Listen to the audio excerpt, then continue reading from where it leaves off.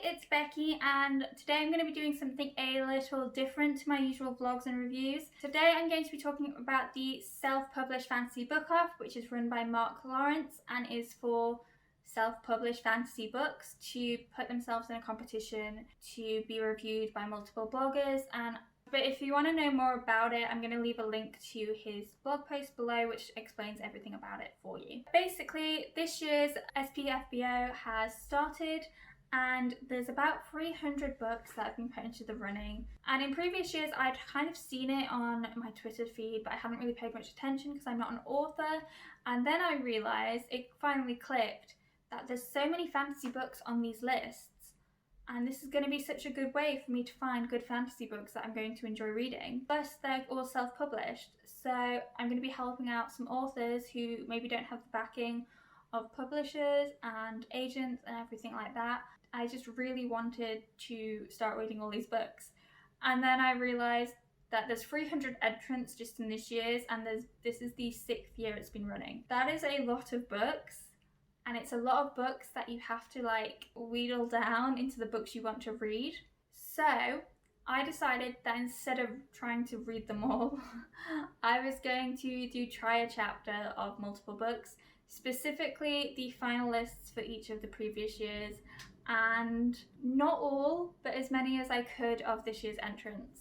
And I was going to do this in the 5 months until it goes to the semi-finalists of this competition. This video is going to be the first in the series, and I'm going to be reading 2019's finalists. There's 10 books, and I'm going to tell you what I thought the book was going to be about from the blurb I read, and then I'm going to tell you my first impressions of the first hour of the book that I read.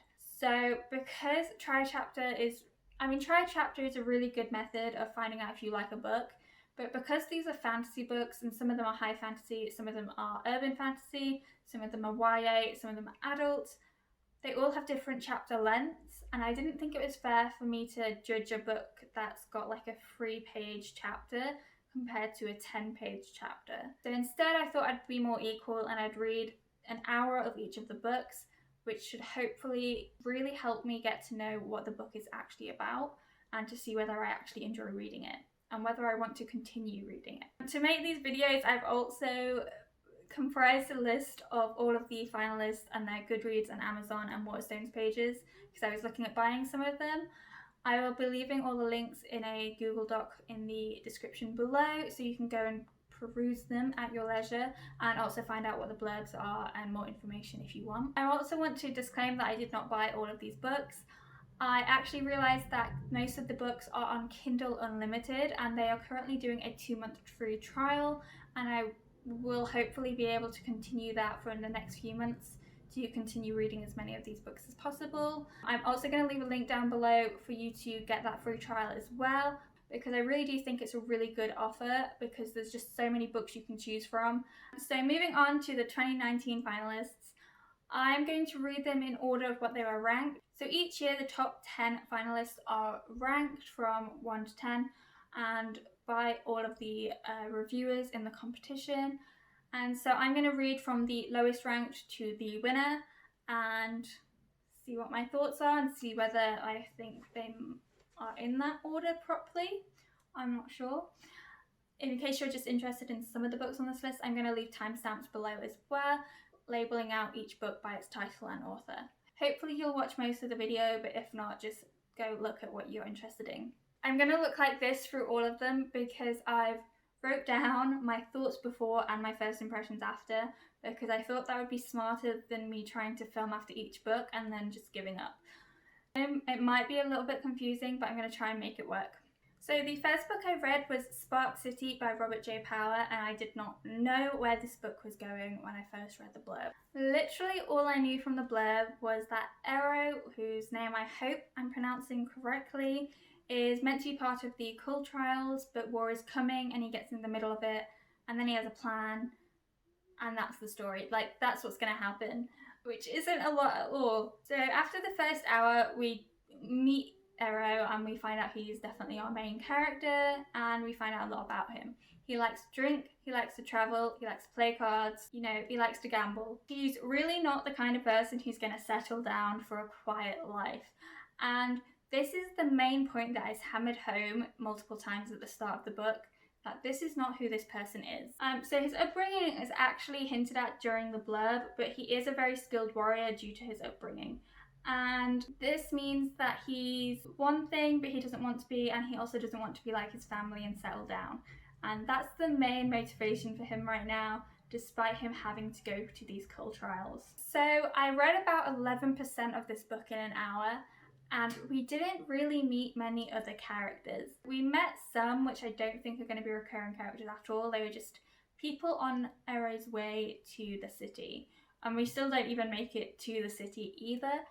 So I'm expecting the city to be a main plot point in the middle of the book rather than early on. But yeah, it really takes its time to explain to us a little bit of world building, but also just focuses in on Ero and what his motivations are and what he's like as a person. So there's a lot of room for expansion throughout the rest of the book on the world building and the plot line, and hopefully it really does expand on different things. The world building we do get is very small village world building. We're not at the city yet, so we don't know what it's like in the city and whether it's different to the small villages. There's not a lot, but we do learn that there's alphas and lower lines, and alphas are the alphas of the human race, although they're not actually humans, I don't think, but they do look like humans.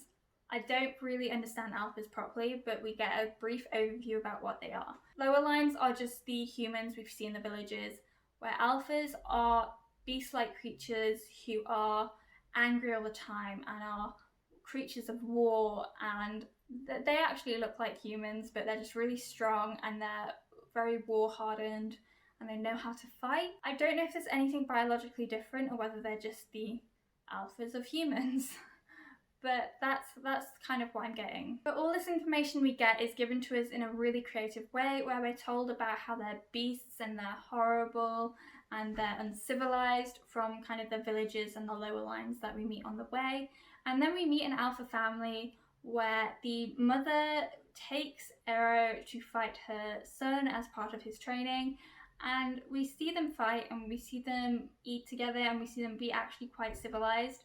And we see that they're humans, but they're just really good at fighting, I guess. And I really enjoyed how we were told both sides of the story very early on, as it gives us a way to show what people think of alphas and lower lines in this world. It also mirrors prejudices and bias we have in real life as well, which I really enjoyed because it feels very natural to have that in the book. The world itself isn't actually totally discovered, which I also found really interesting. Ero buys a map of the local area, which is nearly true to life. Like, it's not perfectly accurate, and apparently that's the case for everywhere in this book. There's not a perfectly accurate map of this world. It's not like Game of Thrones, where there's a fully fleshed out map that loads of people know about.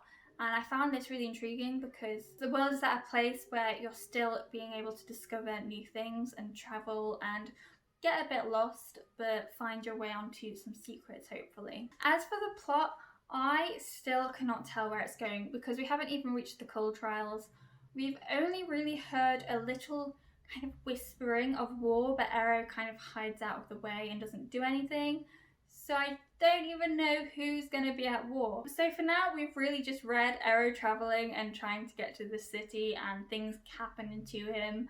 And you know what? It is interesting. Like, I was really intrigued and I wanted to read more of the book, but then I had to read the other 9 books as well because I gave myself this challenge. So of course I had to.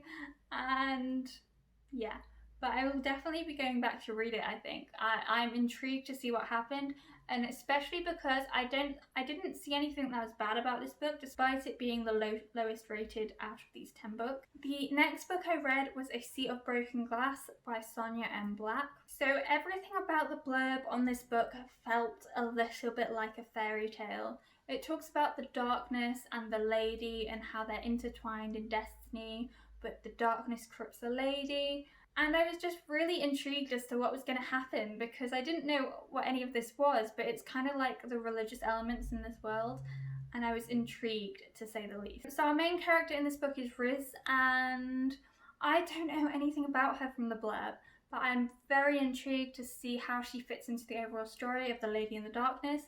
And there's also demons called War, Ruin and Plague. and I'm intrigued again because I want to know whether these demons are the darkness or the lady or both or neither, and how they fit into the story as demons. Are they going to be humanoid, or are they going to literally be war and ruin and plague? I don't know any of this, but I'm excited to find out, and hopefully I'll find out in the first hour. I read the first 15% of this book and we met a lot of different characters. Our main one is Riss, who is important to the book and is very intertwined with the Lady in the Darkness story, which is good to know. The main thing I love about her is that she's very strong-willed, but she's also very caring. So this book starts off with a witch trial for her, and whilst the entire village she's grown up around is watching her be trialed as a witch and believing that she's a witch, she still cares about them when she realizes that they don't actually believe that she's a witch, that they've been blackmailed. And I really enjoyed that she still cares about these people, because they're technically being no help to her at all. They're not helping her out of this dangerous situation. They're not backing her up that she's not a witch. And I feel like most people would get quite angry about that, but Riss gets angry and then very quickly realizes that she should be calm and she cares about these people. There's also some off-page torture of Riss, and she's, like I said, she's very strong and she gets through this in the end. But I would like to say, like, there is torture in this book, so if you don't enjoy that, it is off-page, but it might not be for you. Some other main characters are the Sword, Shield and Cloak, who are called Michael, Aaron and Bran. So Michael is our kind of, I would say, the main character out of those three that we see the most. He's the one that helps protect Riss, and he goes in and he pledges himself as the Sword in this book. And I really enjoyed him as a character because he's a paladin and he's a warrior, but he's so caring and he instantly knows that he's noble and he has to help Riss. Then we have the Cloak, who is Aaron, who we don't actually see in this book yet. We only hear about him from other people. And then we have Bran, who is the Lord of Light and Shield, and he can turn into a raven, which I thought was really cool. And he is also named the Lord of Ravens. Bran just has so many different names that I'm just so interested into hearing what his story is. Apparently all three of these guys have been alive for centuries, so I'm really interested to see if there's any backstory that's going to be brought up. The plot itself really does start off strong. Like I said, it starts with a witch trial and we get introduced immediately to the Bastion and Talbot, who are kind of the bad guys in the situation, as well as the good guys, which I've mentioned before. To be honest, actually thinking about it, 1 hour in, we're still only really just leaving the village we started off in, but we have a lot clearer idea of where we're going. We're trying to keep Riss safe.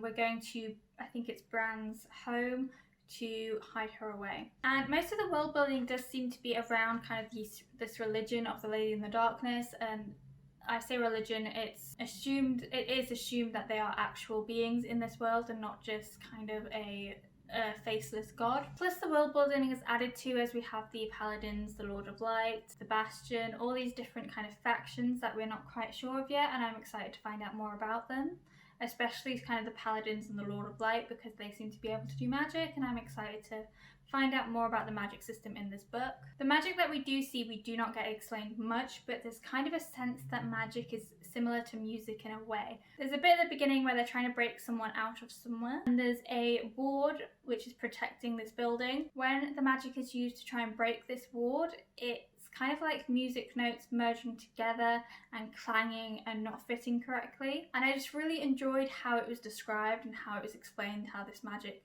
sounds and feels to people in the world. On top of this, the powers that people have are actually elemental. It's water, air, earth and fire, and I am intrigued to see how these work because we've only really seen Bran and I think Michael do magic at this point, and it's not been a lot, and I really want to learn more about the magic system. So after the first hour, I am really intrigued by the concept of this book, although I'm not fully sure where it's going, and I probably would still read it. The next book I read was Blade's Edge by Virginia McClain. I did not know where this book was going at all from the blurb. All I knew is we were going to have two girls and two points of view who grew up together but have been separated. They both have elemental magic, which is actually banned in this country, and I'm kind of intrigued to see where this is going, because they've got a government or a faction who is in charge of making sure this magic isn't happening, and I don't know where it's going to go. Maybe they have magic, maybe they don't. I'm not sure, but I'm excited to see how this plays out at the beginning of the book. So I managed to get 15% into this book. I read it quite fast. It was really fast paced, like you kind of wanted to know exactly what happened next, and I really enjoyed it. It starts off quite backstory heavy though, with the fact that we're focused on Tako and Mishi as they are orphans in an orphanage, and they have powers and they've disclosed it to each other, but they've been told by an elder girl who has said don't tell anyone else. And I've really enjoyed the backstory, as this really cemented the relationship they have to each other, and it really cements how caring they are about other people as well. It very quickly skips ahead to them being separated and being in two separate places where they're going to learn how to use their powers in some way. Taka is in a much harsher environment and is in a place where they see women as lesser, and they can't have a strong kiso, which is like magic in this land. On the other hand, Mishi is in a school that is training her to be good with her powers, and it is a secret school purely to train females into becoming warriors, and it is hidden by the fact that all the females are told that they are servants in the day, but they train at night, and in the daytime it's actually a male school and trains men to be warriors, which is how they get away with having all of the different equipment and training guides and classrooms and things like that. Really thought this was well thought out. It hasn't got a plot hole yet, which I'm really excited about, so I'm really interested to see how it expands from the little of the school we've seen so far. Unfortunately though, both these girls were kind of sold away to someone else to own them. Women are really being told that they are objects to be owned and they are not important in this book, which is so irritating, but at the same time I'm hoping that when I continue reading it, it will get better and it will prove otherwise, other than just using this trope. McClain really shows off how good these characters are and how much they care about other people.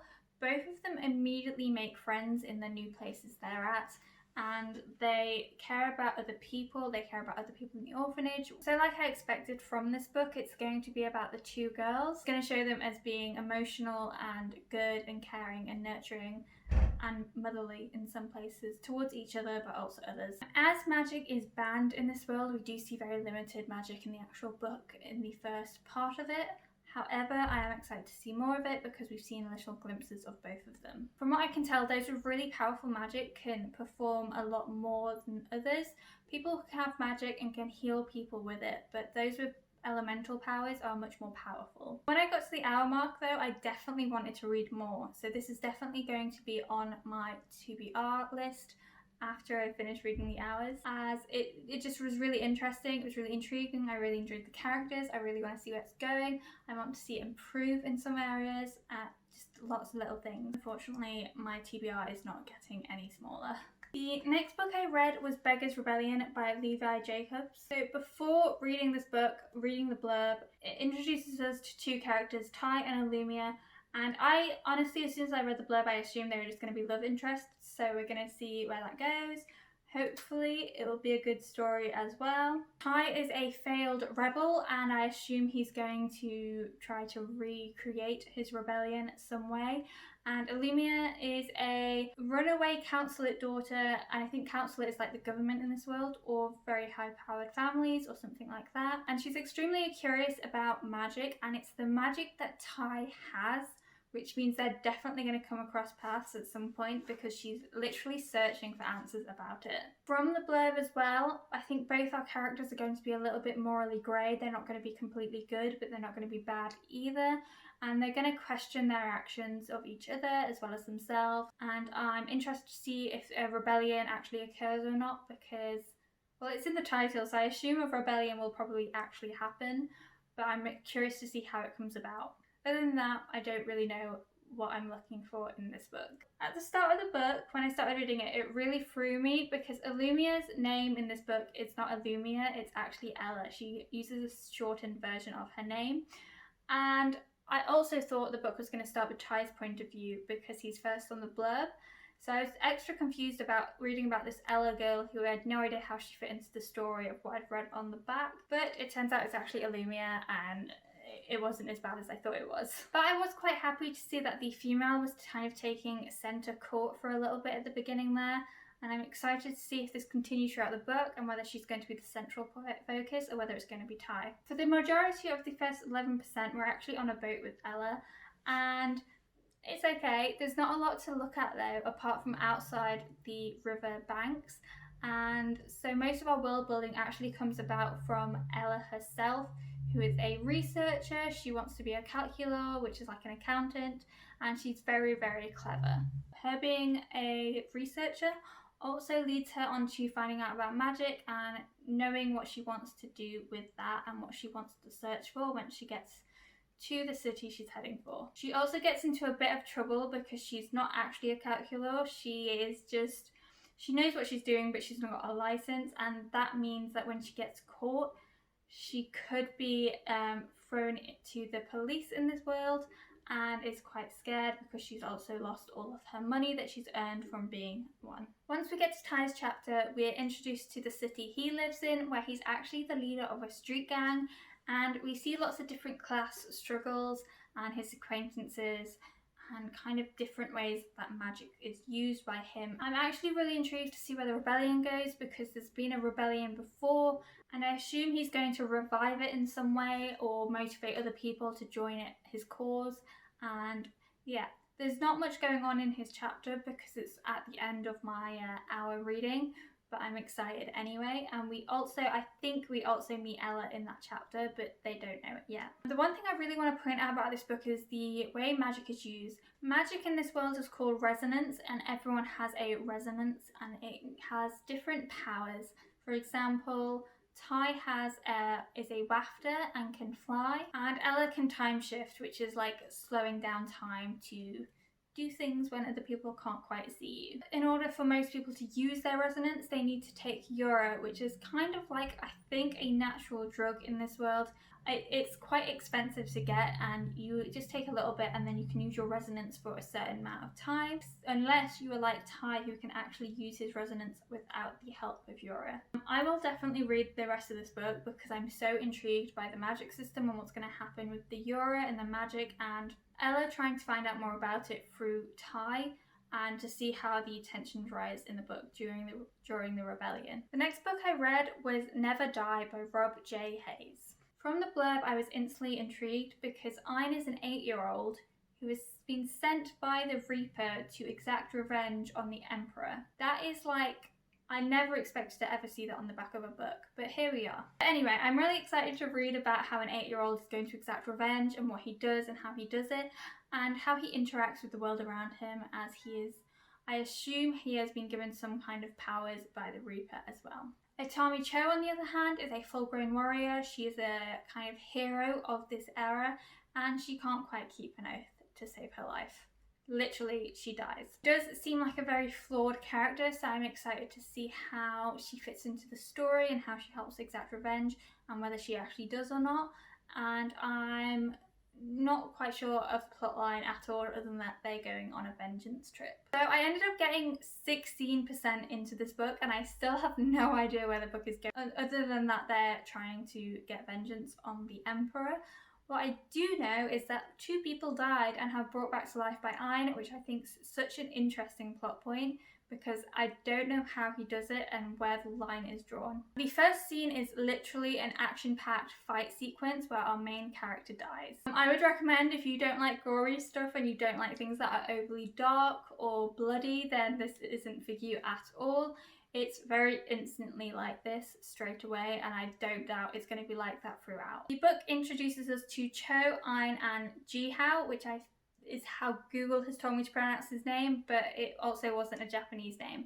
So I really apologise if I'm saying that wrong. These 3 characters are brought together because Ein has made a deal with this Shinigami, who is kind of a Reaper or a death figure in this world, and also in Japanese folklore, I think, as well. Him being an 8-year-old makes him extremely creepy because he can bring people back to life.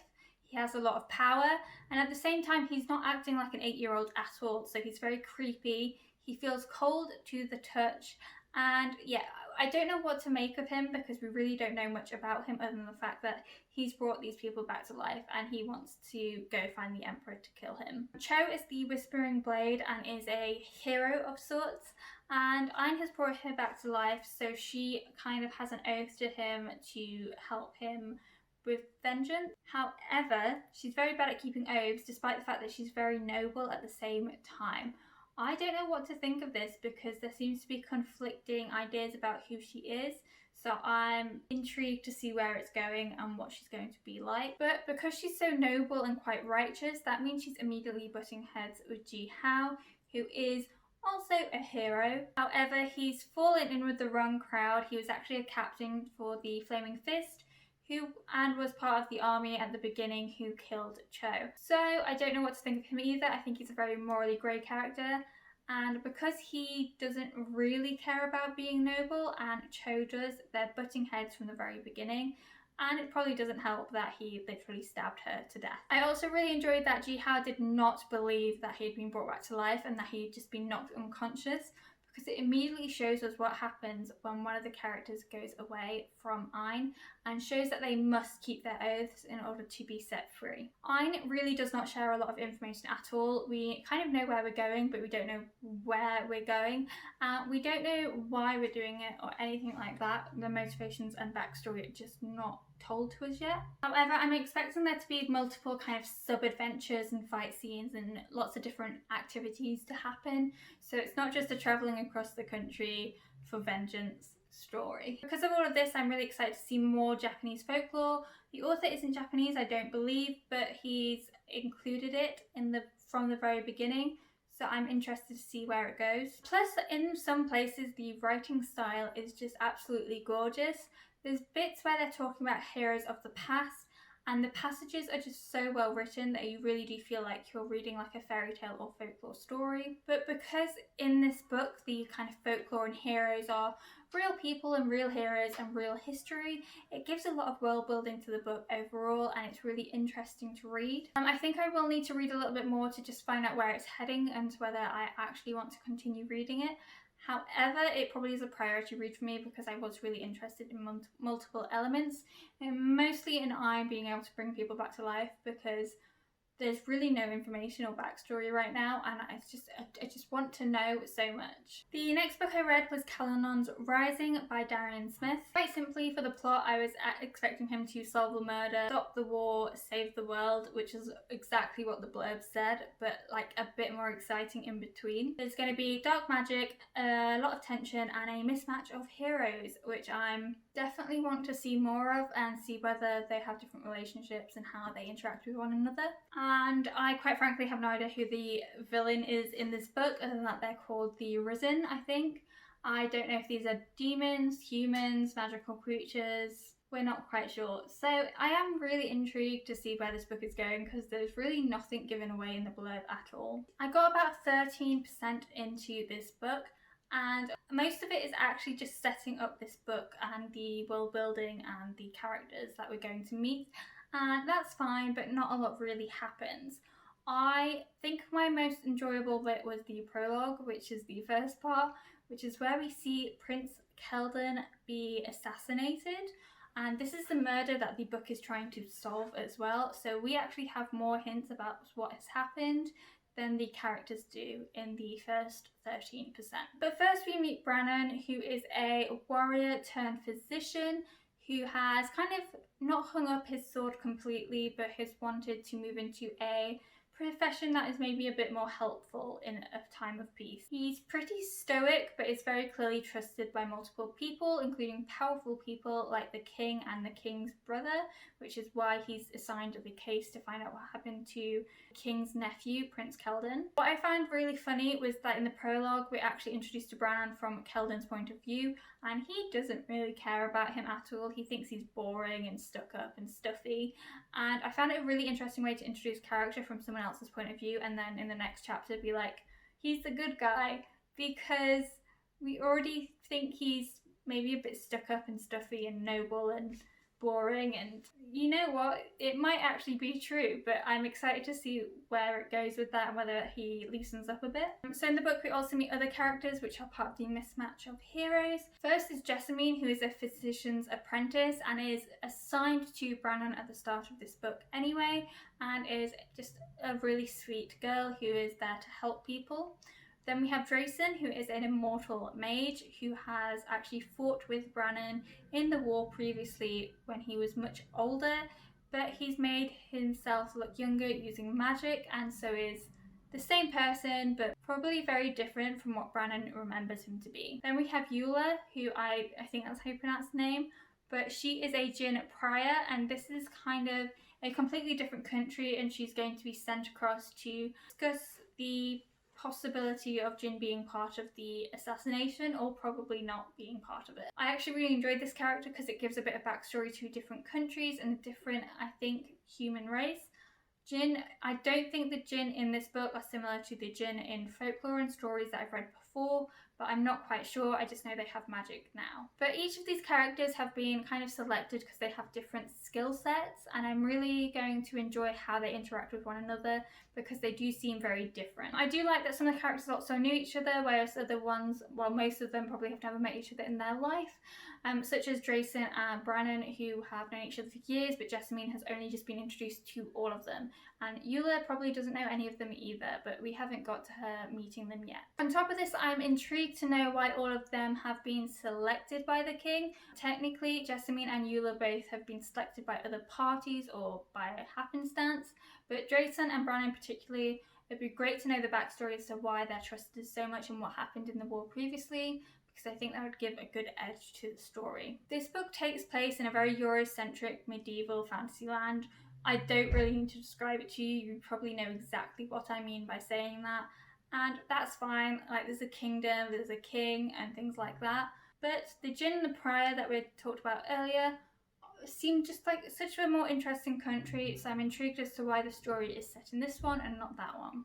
And also whether we're going to visit anywhere else, because I'd really like to see how different places in this world work, because apparently people are very different here and that isn't really shown straight away. On top of this, I'm also intrigued by how magic is going to be used in this book. We've seen Drayson use magic a few times now, and also Eula and the Jinn can have their own kind of magic, which is why they've been called to help, to see if it's similar to the assassination attempt. And yeah, I'm just, it's not really seen much in the first part of the book, and because we're in Brennan's point of view, I'm not sure if it's going to be shown a lot because he doesn't have magic himself, but I'm hoping for it. As you can probably tell from all the thoughts I've just kind of blabbed out, I didn't really think much of this book. Although I am intrigued to see if it gets better, it probably isn't on my priority list at all, and I maybe won't get to it because I feel like all the other books on this list are more of a priority.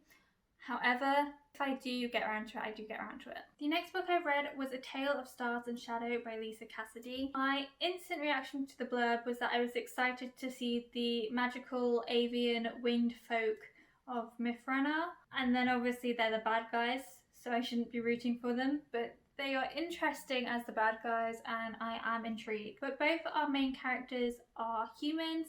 Talon is actually a princess of the Dumnorix line, and she really just sounds like a tough, strong female character. She's lost her partner, but she's kind of surviving and making sure she's getting on with life. And so I'm hoping that like her story throughout this makes her stronger and makes her recover from her loss and her grief. Our other main character is actually only named as Shadowhawk, which reminds me a lot of the Bloodhawk who is in Kalanon's Rising, I think. I believe he's trying to start a rebellion / already has started a rebellion, and then when Talon turns up, that becomes a problem for him because she's just that good.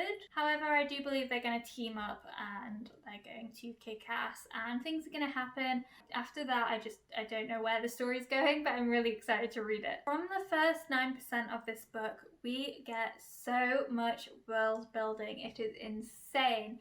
We find out that there's a human kingdom which is ruled by the Dumnorix family, which is who Talon is a part of. Then there's the Mifrana kingdom, which is the magical winged folk who actually rule over humans in this land. On top of this, under the Dumnorix rule, there is Kalanon, who are elite fighters who are trained to be in partners and to just be elite warriors and be the best of the best. We have the Aims there, who are like horse lords and archers, very similar to the Rohirrim in Lord of the Rings. And then we also have the King Shield, who are the best of the best in order to guard the royal family and all of the royal family to the best of their abilities. Despite my initial interest in the Mithranor, we don't really see much of them at all in the first part of this book, because we don't have one as our main character and Talon has not fully travelled there yet.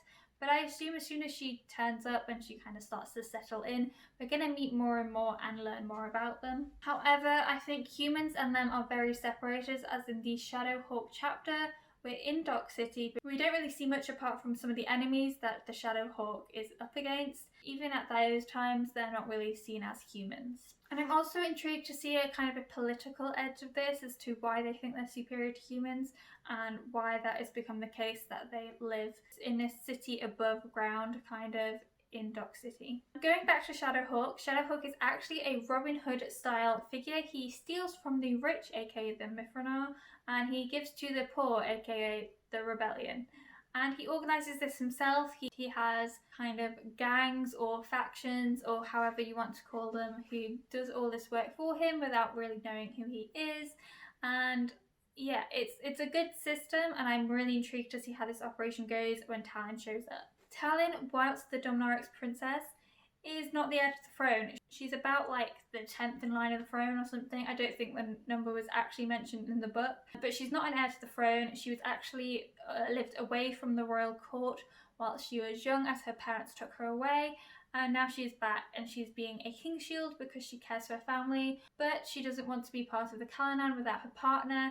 Due to the grief that she's feeling, her kind of King's Guard captain, I guess, has the power to send her somewhere else to look after a particular royal family member, who turns out to be actually the Prince of Mithranor. I really love this for two reasons, because you really understood the pain that Talon was going through and how much she misses her partner, who I would like to clarify is not her romantic partner, it's literally just her fighting partner, which is also clarified in the book. But I also really loved that we were given a mystery at the very start and we are being told like, this is the thing, and then we're going to have to figure out lots of different bits about this as to how this has happened and why it's happened and who's kept it a secret and how it comes up in kind of the possible rebellion that the Shadowhawk is developing. So overall, I think you can probably guess I'm really excited to read the rest of this book. I'm really, really interested in lots of different aspects, and I'm hoping it's going to be a good all-round book. The next book I read was Blood of Heirs by Alicia Wanstall-Burke. From the blurb, I'm immediately shown a strong female character who wants to prove her worth.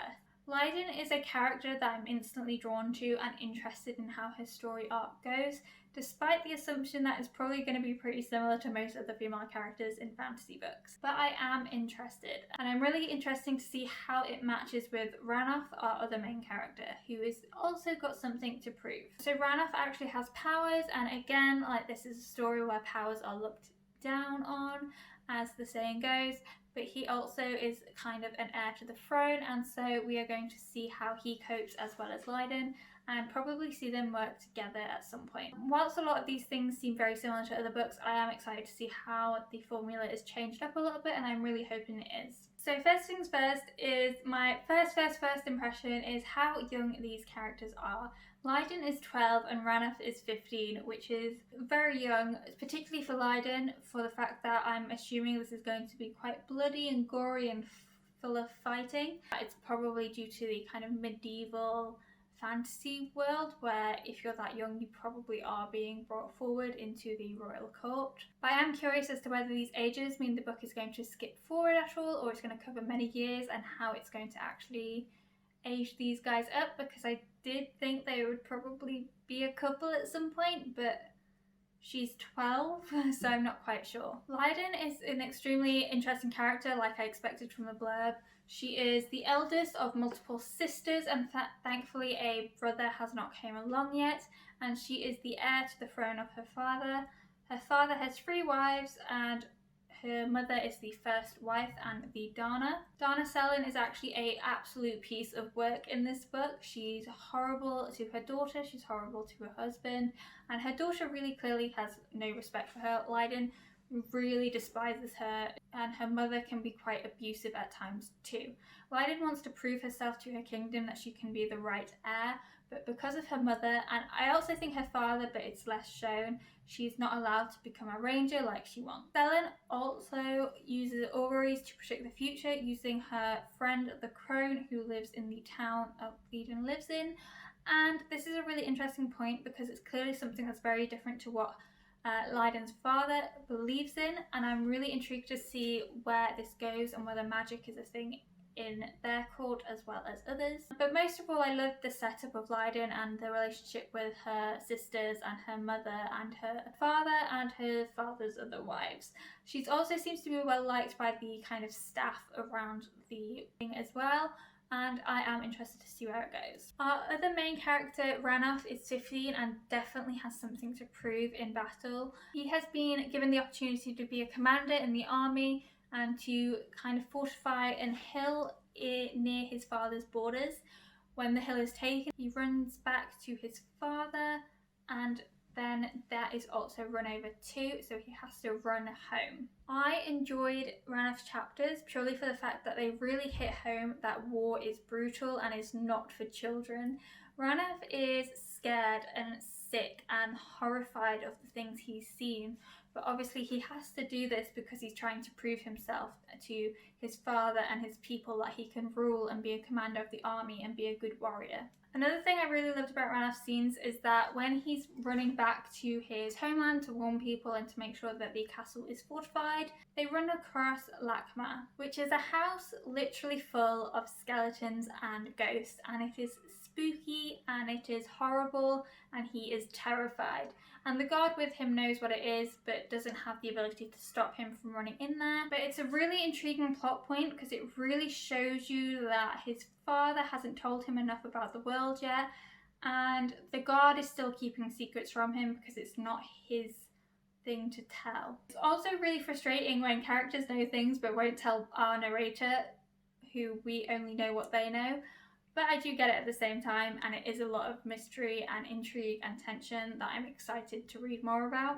Plus, it's also the first real mention of anything magical or supernatural in the book, apart from the auguries, which aren't quite magical. I'm not sure if they are or not. On top of this kind of magic and the characters and the relationships, there is a little bit of world building, but not a lot. Each of the chapters has the location at the top of it, which I found really great because we knew where we were at all times, and this helped build out a kind of mental map of where we were. The kingdoms in this story are also very, I think, Viking based, but Vikings on land rather than boats. The court scenes of particularly Leiden rather than Ranulf remind me a lot of kind of the Vikings TV show and things like that. So I am interested to see what the influences are of the overall story and to see if I can figure them out. But yeah, I'm definitely going to pick this one up again. Like, there's no other way to deal with this because I just want to know what happens. The next book I was looking at was Fortune's Fool by Angela Boord. Honestly, the first thing I saw from this blurb was that Kyra, our main character, has a metal arm, and I was just really intrigued about how she had a metal arm, why she had a metal arm, and whether having a metal arm meant that the land that they were in was more advanced than a typical medieval fantasy world. Mercenaries, spies and smugglers really does seem like good company for this book, but other than this brief summary of who's going to be in the book, we don't really have any information about the plot at all, so I'm just really interested, so I'm going to jump straight in and find out what's going to happen. Immediately after starting the book, you are told exactly what the metal arm is and why it is and how it is, and it's not really like some huge technological advance or anything like that. It just is. And I'm okay with that explanation. And I really like that we were told it straight away because I probably wasn't the only one that was interested in that from the first reading of the blurb. Our main character, Kyra, is a Daliente who is the last of her line, because all the others were executed years ago due to something we're not quite sure of yet, but I assume that Kyra's backstory will be discovered throughout the different chapters because we are given a flashback, quite a long flashback of her childhood where we find out a lot of information. Whilst I only got 8% into this book because I don't know whether it was bigger or because I was reading slower, but I got 8% in. It has a lot of information, it has a lot of things to throw at you, and you are just trying to keep your mind on keeping things in the right place.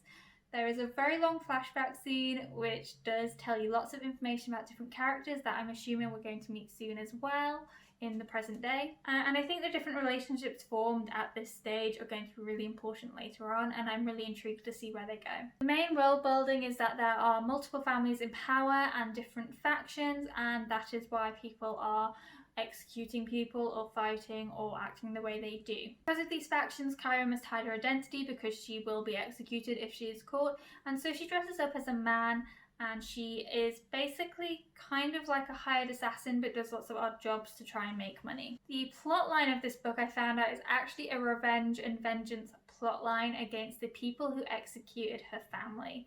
And I'm really happy that this was told to us at the beginning of the book, because now I know what I'm expecting, which I didn't get from the blurb before. But because of Kyra's kind of personality and her actions, I'm debating whether she's going to go through with everything, and because of the flashbacks, I'm intrigued to see how she feels about everyone individually rather than as a whole of they executed my family. On top of Kyra, we also have multiple other strong female characters which I really enjoyed. We have mothers, sisters, friends who are stubborn, strong-willed, but also, after everything, they are caring.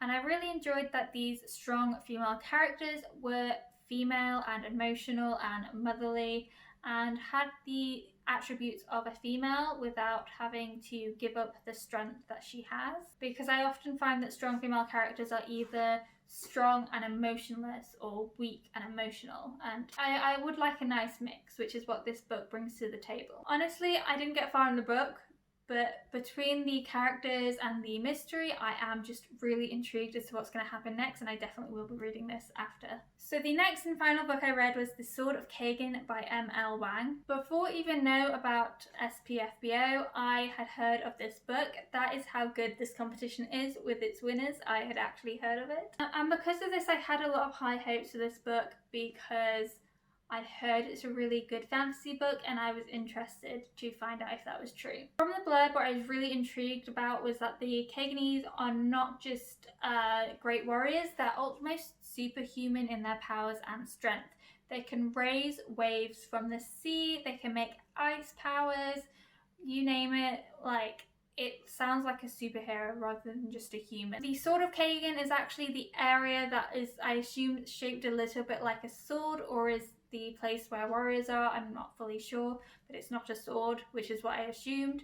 And this land has been in peace for a while, but war is definitely coming, and I'm really excited to see how that is set up in the book. So Matsuda and his mother Misaki are the main characters, and we see how they handle this war and how they handle their families and their friends. This mother and son relationship is also something that I think is quite unique to this book. I don't see it much in other fantasy books, so I'm excited to see how that pans out. First thing I noticed was that the village that we're in at the start of the book is so traditional that actually it's completely backwards to the rest of the world, and that is brought to our attention by an outsider to the village. So for example, the school is very traditional, they wear robes, they don't really have technology, they don't have lighting, their school's on the top of a huge cliff that they have to walk up every single day. But in other areas of the world there are things like video games, and so with that fact I'm a bit confused about why it's so traditional in this place and why video games have not been brought into it or anything like that.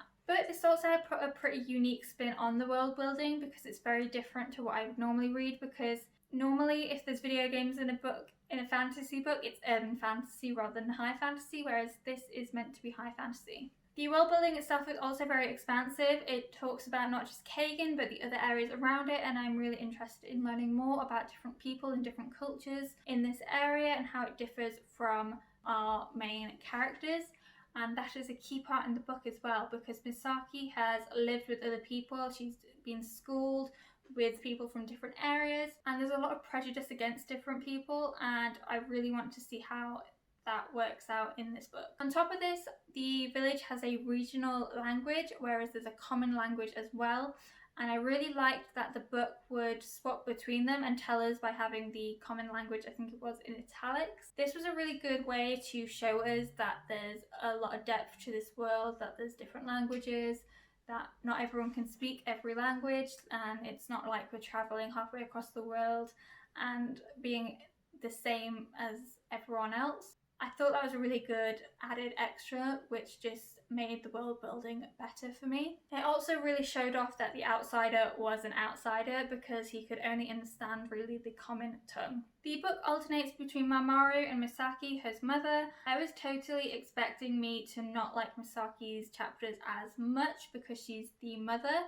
and I wasn't really understanding how this fit into a fantasy book, to be honest. Especially when Mamoru is the fighter, he's in school, he's training to be a warrior, and seems to have a more interesting immediate plot line. However, her chapters really grew on me and I was really intrigued by the end to see what she was going to do. I think one of the things I really loved about her was that she had actual female friendships with her sister-in-law and her neighbour, which, whilst they were very different people, they had very different motivations and wants in life, they all stood by each other, they all helped each other, and they were all there for each other when needed. And I just found this to be a great addition to the book. So whilst Misaki does mostly stay at home with her children and looks after them in the house, she's very headstrong, she's very intelligent, and she's been taught lots of things when she's been in school. Like I mentioned before, she's met people from different regions, which helps her understand the world a bit better. And this means that she knows that the government is showing propaganda to make its citizens act in a certain way. She understands that they're trying to control the narrative and to create bias and prejudice against people of different countries to ensure that if war happens, there's people who will fight for this particular country. Unfortunately, she can't really talk about that in front of her sister-in-law and her neighbour because it's frowned upon and it would be taken in the wrong way and she'd probably get into trouble. However, I'm really excited to see where it goes with this and whether she tells her sons and teaches her family and kind of brings it to light that it's propaganda. On top of this, she really does care about her family and I'm sure that she wouldn't want this to hurt any of them. On the other hand, we have Mamoru, who is a child. He is the eldest child of Misaki. However, he's still very naive, still very young and very cocky and arrogant in his ways. He's the best fighter in his class and he knows it. It's kind of annoying to read his chapters because he's very arrogant in how he goes about things. He definitely thinks he's the best at everything. He will climb down, he lives halfway up the hill or mountain, he will climb down it to walk up all the stairs to show off that he can do it. And I don't know, he just brushed me the wrong way. I didn't enjoy his character at all, and I'm really hoping throughout the book things happen to him that make him mature and grow and just be a little bit more modest. However, he does have a strong control over his powers to give him that, and it is interesting to see the powers, although they're not as impressive as what was on the blurb yet. I'm really hoping to see more of the magic in this book because apparently all of them have some form of magic, but some people just have stronger, and some people have kind of inherited family power moves, I guess, which are even stronger than normal people. On top of all this, I haven't really seen much of him interacting with his mother, so I'm really interested to see how they interact with one another and how that expands upon in the rest of the book. Going back to the magic again as well, it's not really explained in the first hour. However, it is really interesting to see because it's very water and ice based, and I'm wondering if there's different elemental powers such as fire, earth and air in any other part of the world, and whether that comes up in the war. As for the overall plotline, I still don't know where this book is going at all. It's not giving a real direction quite yet. I assume the war is going to happen, but I don't know what's going to happen to our people that we've been introduced to, whether they're going to join it or not. And because of this, I'm really unsure as to whether it fully captured my attention as much as it could. As the winner of the competition, I'm slightly disappointed that other books on this list caught my attention more than this one, despite me probably knowing that some of them were more my cup of tea at the beginning. But because it did win, and it won by quite a few people voting for it, I am assuming that it's going to have a very good middle and ending, so I am really interested in still reading it. So out of the 10 books I've just read an hour of, I have not helped my TBR at all. Out of 10 books, 9 of them I have said I will most probably read again. 7 of them I will definitely read again. And only 1 of them have I kicked off my TBR, although that's still a possible I might read it. But yeah, that's all my thoughts on the 10 finalists of last year's competition. I'm really excited because I'm going to start reading 2018's finalists next, and then hopefully it's going to be a weekly series, although it might take longer depending on how much time I have to read each week. Like I said at the beginning, if you want to know information about any of these books that I've talked about, there's going to be a link in the description, and I'm going to leave a link to Mark Lawrence's blog post as well. If you've gotten this far in the video, please do hit like as well, it really helps me out, and I hope I see you again soon.